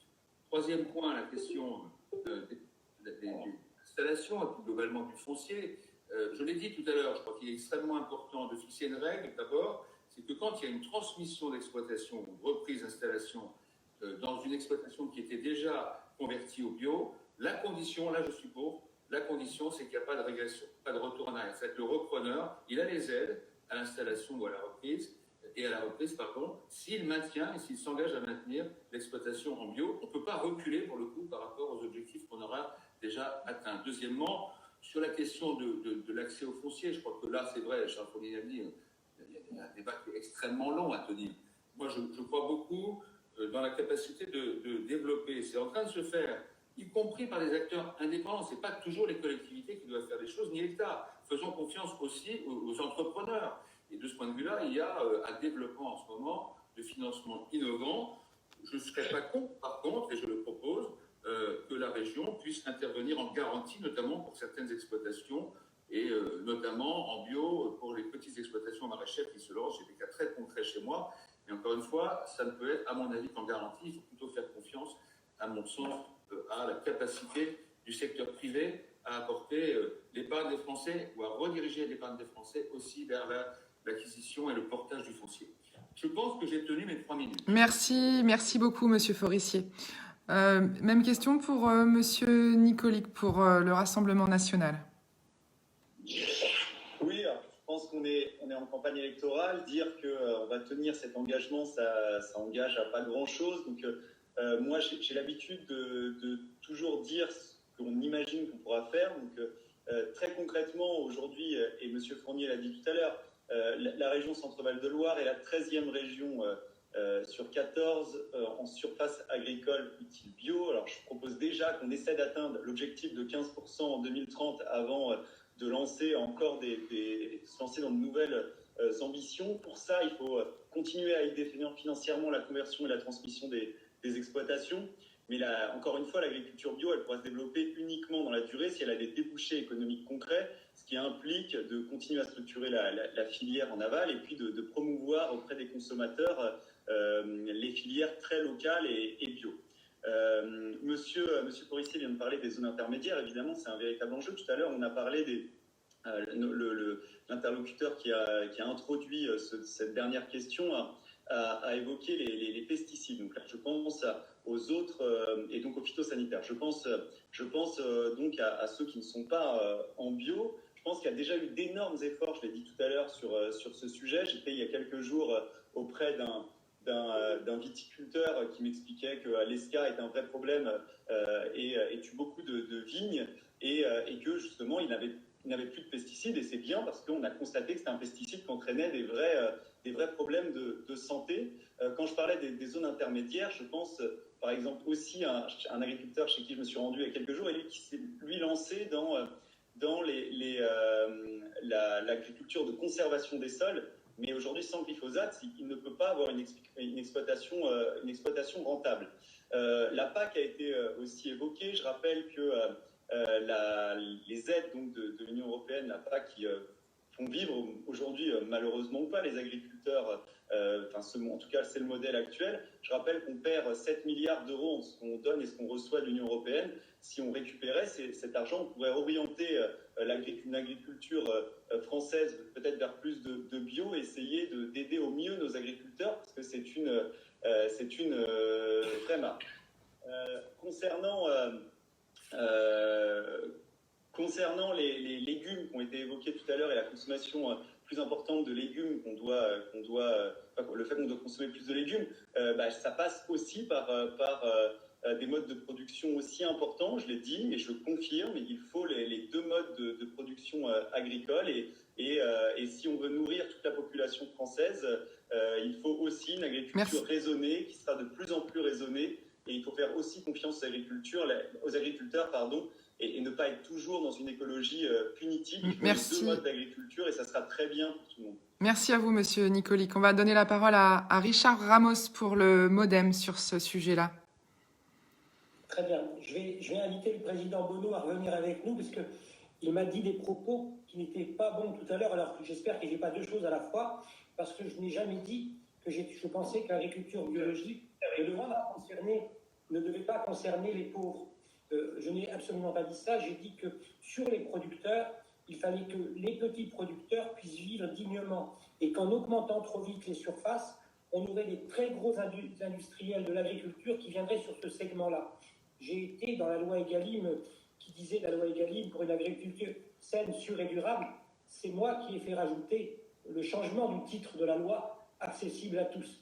Et moi, le fils d'ouvrier d'Azut de Blois, mon combat, c'est celui que les pauvres mangent aussi bien que les riches. Et donc, je n'ai pas pu tenir ces propos-là tout à l'heure. C'était bien sur les exploitants que je voulais parler. Concernant le SRADET, c'est très bien toujours de faire des objectifs, mais la vraie question, c'est comment on atteint les objectifs. Et donc, je pense que c'est là-dessus qu'on devra regarder, et je pense qu'on devra peut-être réfléchir, quels que soient ceux qui seront élus au mois de juin, sur comment on dissocie le foncier agricole de l'exploitation, notamment dans des jeunes agriculteurs qui arriveraient hors cadre familial. Et donc là, peut-être qu'on pourra regarder des outils publics d'appropriation du foncier pour, comme on l'a fait dans l'industrie à une époque, peut-être que le portage serait un portage du foncier public avec une forme de crédit bail, mais qu'on dissocierait quand on va dissocier quand on s'installe. Donc je pense que c'est ce qu'il faudra certainement regarder. Sur les transmissions, évidemment, il faudra regarder les transmissions. Je pense qu'il y a une difficulté, il y a eu des très gros efforts faits par la région centre sur l'installation des jeunes bio. Et je pense que là où il y avait des fonds qui étaient consommés, la région, et à travers le président Bono, ont été assez intelligents pour trouver des solutions. Donc on n'a pas eu trop de trous dans la raquette pour l'installation. Il y a quelques difficultés sur le maintien en agriculture bio. Et je pense que l'effort qu'il faudra qui est fait, c'est pas trop à l'installation. Vous savez, ça me rappelle les créateurs d'entreprises. On a quasiment tous les outils, mais ensuite, il faut les accompagner dans les premières années.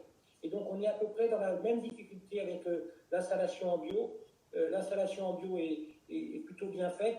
Par contre, c'est le maintien dans l'agriculture biologique qu'il faudra regarder. Et évidemment, la transmission, parce que on sait très bien que c'est un métier qui consomme des capitaux au démarrage.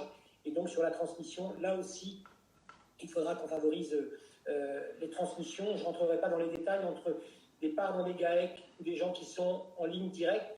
On a des vrais problèmes de transmission sur les GAEC notamment.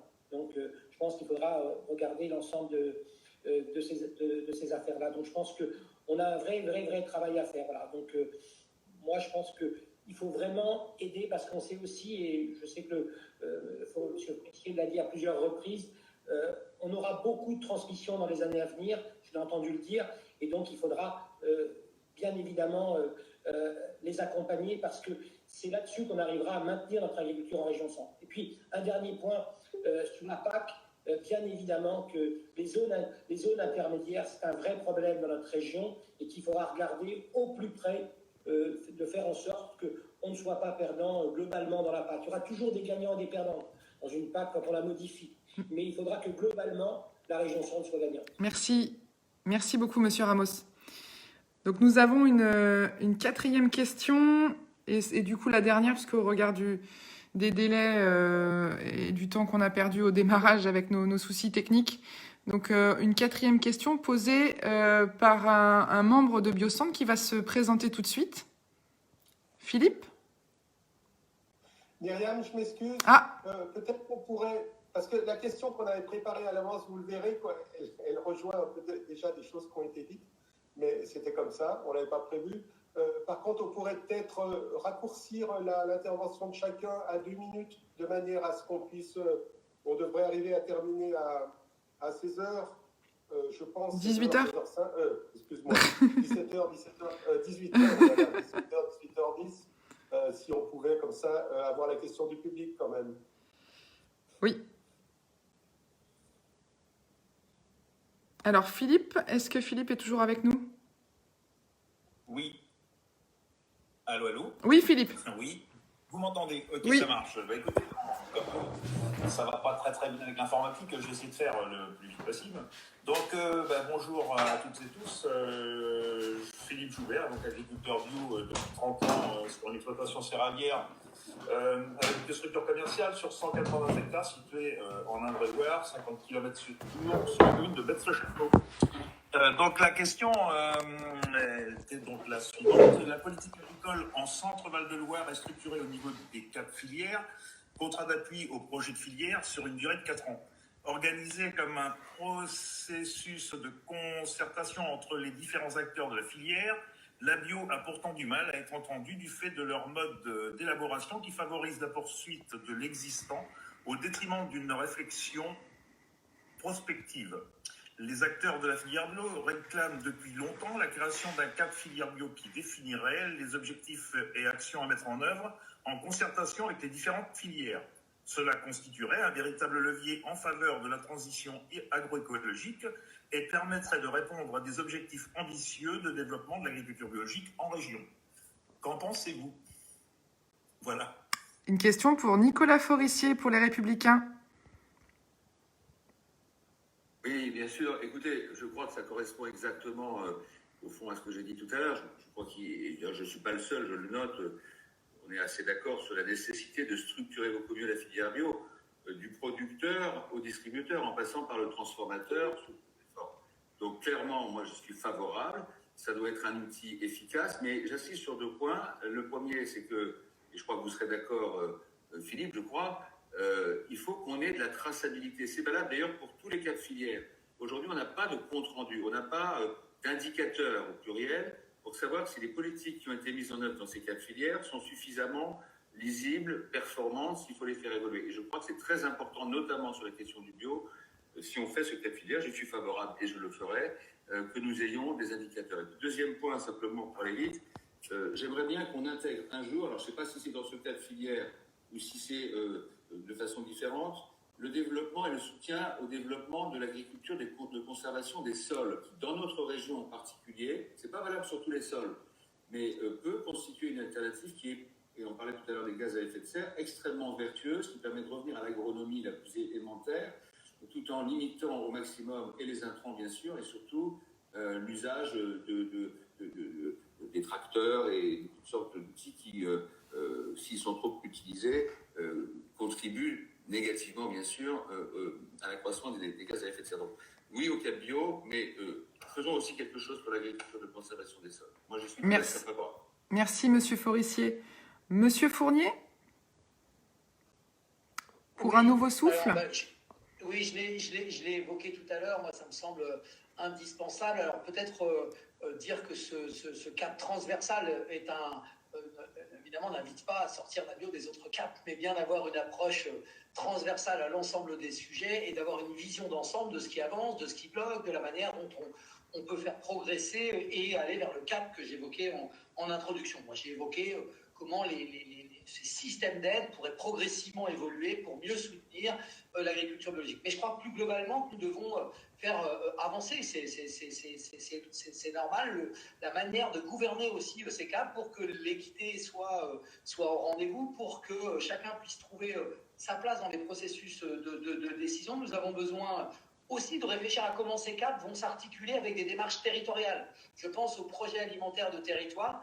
Nous avons à raisonner en filière, mais aussi en territoire. Et croiser ces 2 logiques-là me paraît extrêmement important. Une gouvernance rénovée, je l'ai évoqué tout à l'heure, plus de transparence, plus de partage autour de ces sujets, ça me semble tellement important. Je le dis souvent d'ailleurs, l'alimentation, la question de l'énergie, par exemple, sont des sujets hautement démocratiques. C'est nos vies, c'est ce que nous avons dans nos assiettes, c'est nos manières de vivre qui sont en jeu derrière ça. Et d'une façon générale, je crois que ce cap peut permettre de pousser une agriculture qui soit correctement rémunératrice, qui reconnaisse les services rendus à la nature, les services rendus pour chacun. Et moi, je crois que l'idée de rémunération, de reconnaissance me semble une voie à explorer à l'intérieur aussi de cette logique de cap bio pour pousser et réussir à ce que ce métier-là soit un métier plaisant, correctement rémunéré, au juste prix, à un prix équitable. Merci Charles Fournier, merci beaucoup. On va s'adresser maintenant à Richard Ramos pour le Modem.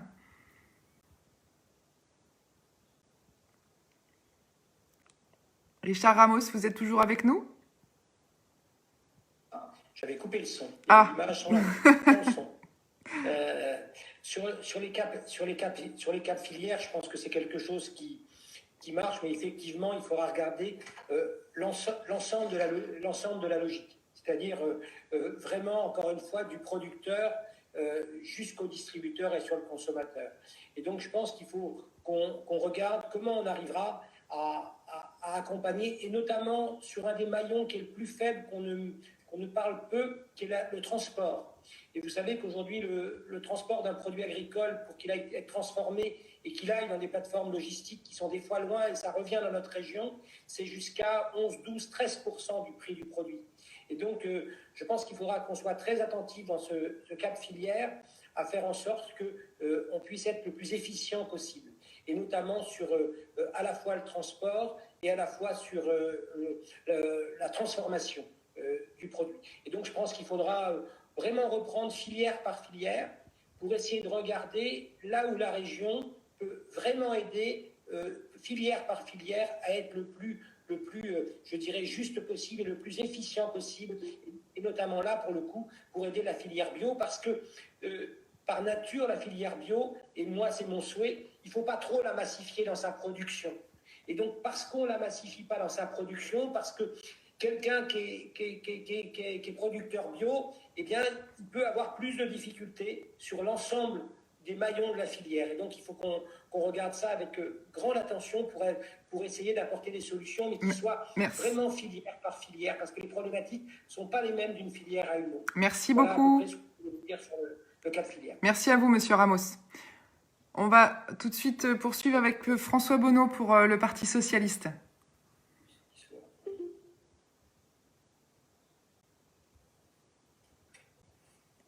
Nous y sommes. Voilà.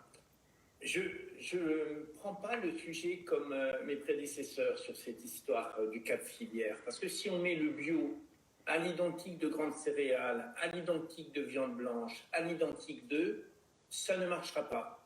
Moi, je crois qu'il faut, comme ça a été dit, il faut une transversalité. Donc, il faut un cadre d'objectifs et de référence sur le bio qui va être vraiment en transversalité, couvrir l'ensemble des caps et qui va se retrouver à l'intérieur des caps. Si vous créez la même chose qu'un cap filière, vous avez un objet à côté qui va vider les caps filières spécifiques de leur intensité, de leur dynamique bio, et qui va être très très mal situé. Donc je pense qu'il faut un cadre de référence qui associe bien évidemment l'ensemble des productions de notre région, mais aussi, puisqu'il s'agit de quelque chose de très particulier, l'ensemble des éléments de la transformation et de la distribution. Il faut que nous ayons autour de ça cet élément qui soit en surplomb et qui vienne vraiment impulser, insuffler la place du bio de manière plus forte dans chacune des filières.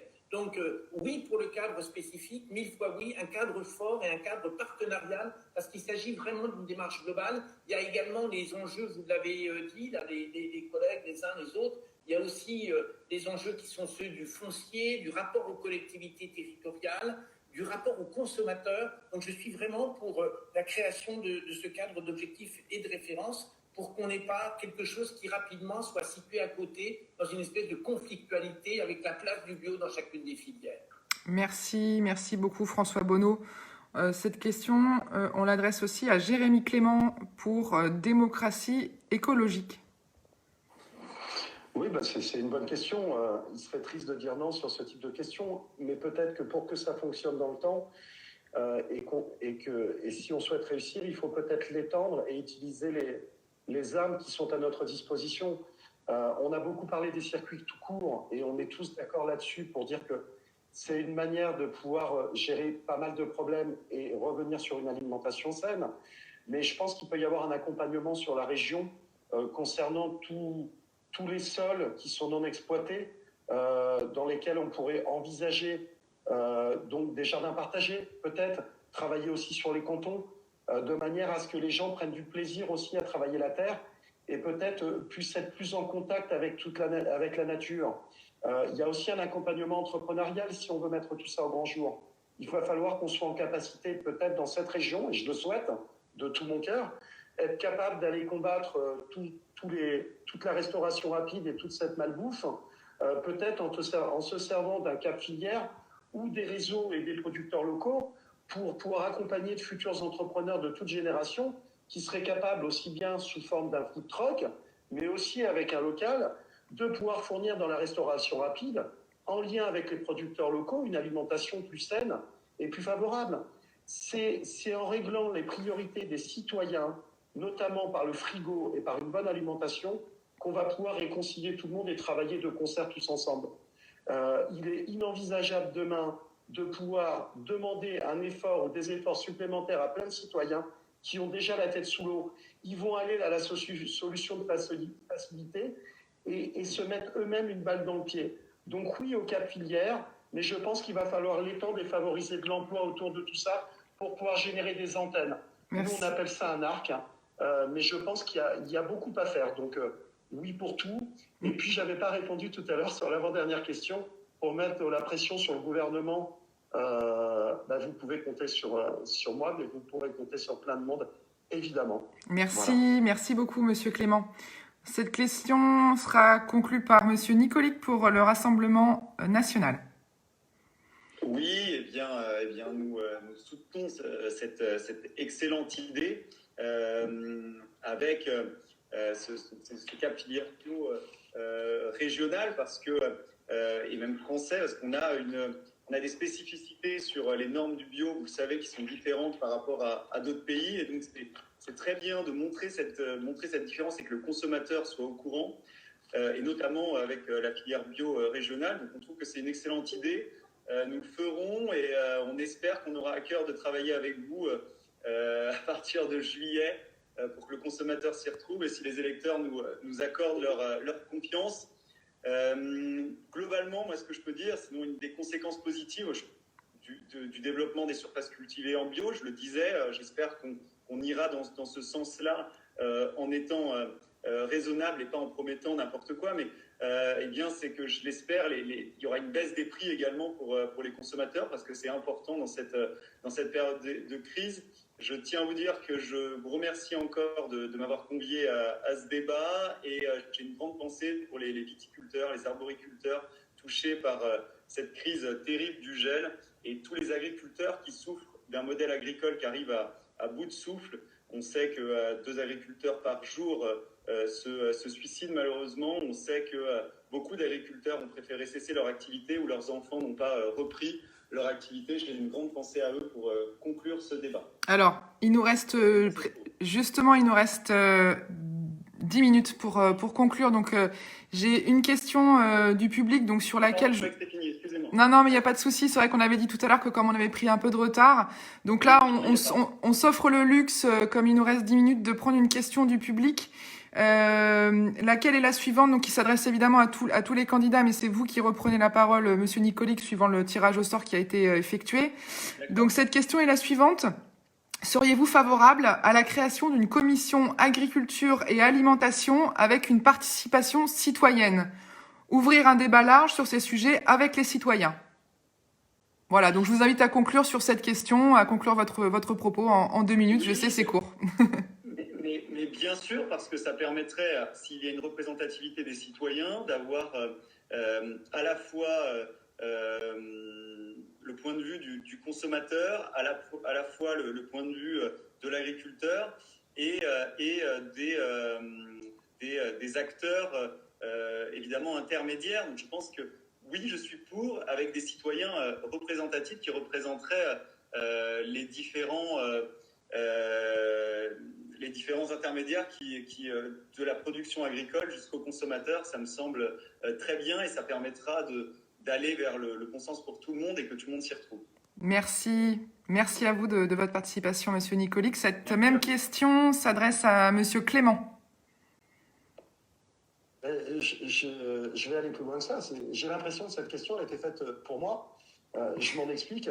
Depuis un mois, nous fonctionnons aussi bien avec les candidatures qu'avec avec les citoyens en général, parce que tout le monde ne veut pas s'engager, mais beaucoup de gens, beaucoup de citoyens veulent être concertés. On fonctionne avec un ARC, qui est une assemblée régionale citoyenne, qui va avoir son rôle à jouer aussi bien pendant la campagne que pendant le mandat, puisque nous, au sein de notre liste, nous avons décidé de confier la légitimité, la concertation et la visibilité et la prise de décision pour les citoyens.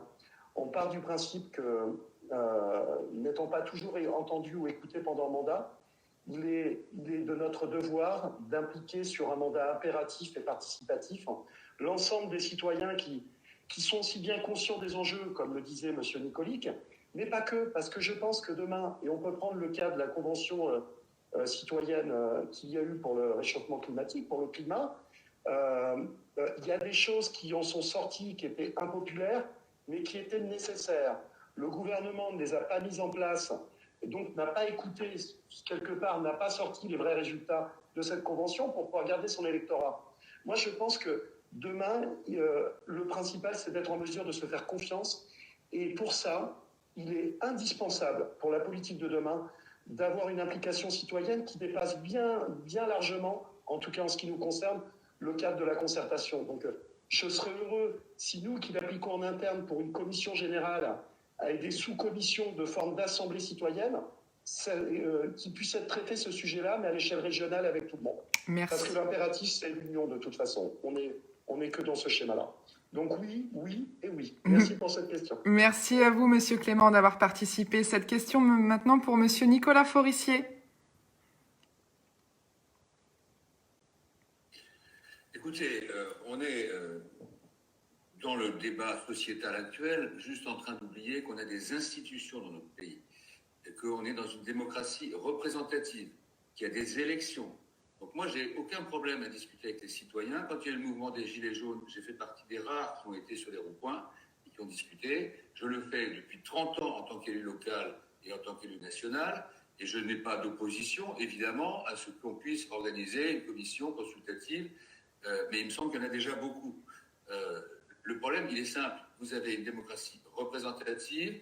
Et j'observe que notre collègue qui vient de s'exprimer avant moi, il se présente quand même aux élections, tout en se disant citoyen. Donc respectons les institutions et ayons une espèce de pratique quotidienne qui permet cette consultation. Je préfère d'ailleurs le terme d'écoute. Vous disiez, on n'est pas toujours entendu, etc. Il n'y a pas de mandat impératif dans nos institutions, cher ami. Il y a simplement la nécessité, par contre, et là je vous rejoins, d'avoir une écoute. Donc ça veut dire que très concrètement, moi, je demanderai aux élus du Conseil régional et notamment de la majorité, si nous gagnons, d'être très concrètement avec un suivi, avec des remontées sur le terrain en permanence, parce que le travail du Conseil régional doit se faire d'abord à partir du terrain et de l'écoute des citoyens. Après, on peut trouver toutes sortes de façons de l'organiser si cela est nécessaire, sans gaspillage, en veillant à ce que ce soit équitable, sans s'appuyer seulement sur toujours les mêmes réseaux, je le dis clairement, il faut que ce soit ouvert à tout le monde, mais n'oublions pas simplement le principe clair de la République, c'est que nous sommes dans une démocratie représentative avec des élections. Et ce sont les électeurs, c'est-à-dire les citoyens, qui tranchent à chaque élection. Merci beaucoup, Monsieur Forissier. La même question pour Monsieur Richard Ramos. Oui, moi je pense que aujourd'hui, de toute façon, que ça soit au national ou au local, on a une crise entre globalement les élus et les citoyens qui ont l'impression qu'ils ne sont pas écoutés. Ça, c'est une réalité. C'est encore plus vrai aux élections régionales. Vous demandez à un citoyen, est-ce que tu connais 3 conseillers régionaux ? Je ne suis pas sûr qu'il y ait beaucoup qui soient capables de donner 3 conseillers régionaux.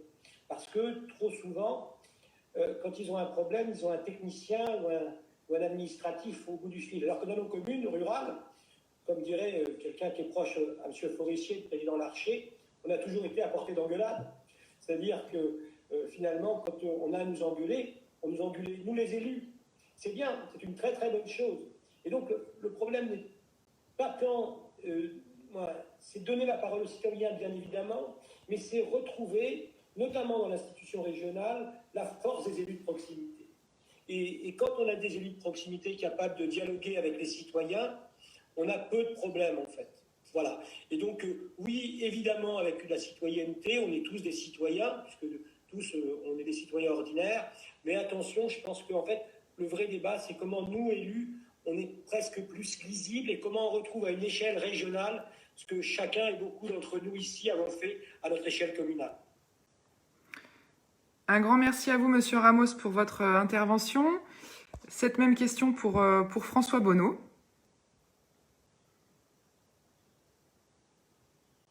Voilà. Les dispositifs de concertation, de co-construction, de politique qui impliquent très très directement la vie de nos concitoyens, ces dispositifs sont essentiels. Ils sont largement mis en place en Centre-Val de Loire, mais il faut toujours faire mieux. Et je crois qu'à l'échelle de la région, on peut aller vers quelque chose régulier qui associe en effet autour de cette problématique de l'alimentation et du bio, qui associe les consommateurs, les citoyens, les producteurs et les élus. Mais j'ajoute une chose, je crois que ça se joue beaucoup plus près des territoires que ça. Si nous voulons des systèmes qui soient des systèmes plus territorialisés, alors il faut à l'échelle des bassins de vie, qui sont les bassins de concertation que la région mobilise très régulièrement, il faut que ces problèmes soient posés à ce niveau-là. Les projets alimentaires territoriaux doivent être nourris par des dialogues qui se passent au plus près. Pourquoi ? Parce que c'est à ce niveau-là qu'on peut comprendre les enjeux de la production pour la livraison du collège, de l'EHPAD, de l'hôpital, du lycée, etc. C'est à ce niveau-là qu'on peut comprendre la relation entre production et le marché local. C'est à ce niveau-là qu'on peut poser la question de la transformation des produits, de leur commercialisation. On ne va pas tout consommer local. Il y a une partie qui peut, en matière d'alimentation, se consommer local. Donc je serai, en ce qui me concerne, partisan de ce que vous proposez, mais beaucoup plus, d'avoir régulièrement au niveau des bassins de vie, de telles concertations, parce que ça permettrait de flécher ce qui est absolument nécessaire pour relocaliser production, transformation, consommation autour de la qualité, notamment autour du bio, mais pas que. Merci. Un grand merci à vous, François Bonneau. Et enfin, on va conclure par ce débat par Charles Fournier, puis un mot de conclusion de notre président de Biocentre, bien sûr. Mais Charles Fournier, on vous écoute. Merci. Alors, c'est forcément un sujet sur lequel je suis particulièrement attentif et mobilisé, puisque pendant ce mandat, ça a été en partie une de mes délégations et j'ai travaillé beaucoup sur ce que j'ai intitulé la démocratie permanente, une démocratie qui vit partout et tout le temps et qui n'oppose pas, d'ailleurs, pour le dire, la démocratie représentative et la démocratie participative, mais qui cherche à les allier autrement. Moi, je crois que nous ne répondrons pas aux problèmes d'aujourd'hui par des mécanismes d'hier. Nous avons besoin de faire évoluer nos pratiques, nos méthodes pour être en capacité de répondre à des enjeux aussi importants que la transformation de notre régime alimentaire, la transformation de nos modes de culture, la façon dont nous allons consommer, c'est tout ça. Et je crois qu'on ne change pas le monde sans les gens, donc on le change avec les gens. Et vraiment, je crois que ça nous invite, nous les élus, à une autre posture, non pas à se flageller et à se remettre profondément en question, mais à une position différente. Et donc oui, je crois que nous devons construire avec toutes les expertises, l'expertise d'usage des citoyens, l'expertise des acteurs dans les territoires, l'expertise des agriculteurs sur le sujet qui nous occupe aujourd'hui, l'expertise des élus, et qu'évidemment, tout ça doit concourir vers l'intérêt général, et c'est ça l'enjeu. Et je crois, et ça a été dit d'ailleurs par François Bonneau, nous avons des outils en la matière qui s'appellent les projets alimentaires de territoire, dans lesquels nous avons des instances de gouvernance alimentaire. En tout cas, pour ceux qui l'ont mis en place dans mon territoire, dans le Blésois par exemple, il y a une assemblée alimentaire. Et bien partons de ces assemblées-là, nous pourrions imaginer, à partir de ces instances-là, créer une instance régionale, temporaire, durable, c'est à creuser, pour travailler sur le cap, travailler sur les questions alimentaires. Donc moi, je suis favorable à tout ce qui créera cette relation permanente, cette nouvelle relation avec les citoyens sur des sujets aussi importants que l'alimentation, qui est quand même le sujet de la confiance, le sujet de ce que nous avons dans nos assiettes, la confiance dans nos vies, la confiance dans nos agriculteurs, dans nos territoires, dans notre avenir. Donc c'est essentiel d'avoir là-dessus une relation démocratique permanente avec les citoyens. Merci Charles Fournier. Alors, un grand merci à tous pour vos participations et votre présence à ce débat.